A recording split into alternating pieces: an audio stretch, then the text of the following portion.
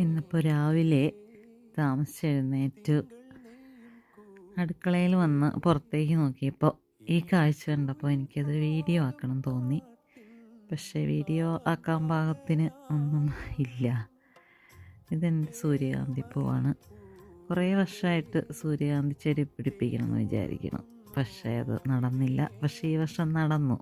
വന്നപ്പോൾ 3 ഒരുമിച്ച് വന്നു. അതെനിക്ക് ഭയങ്കര സന്തോഷമായി.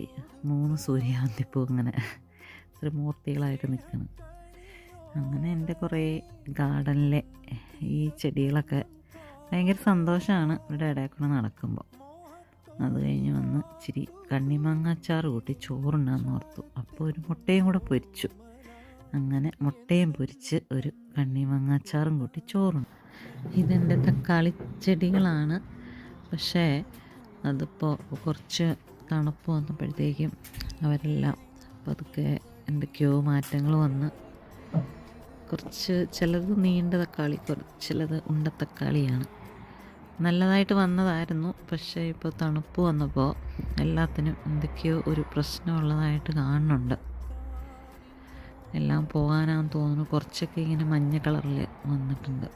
അപ്പോൾ അങ്ങനെ ഒക്കെയാണ് എൻ്റെ സന്തോഷങ്ങൾ.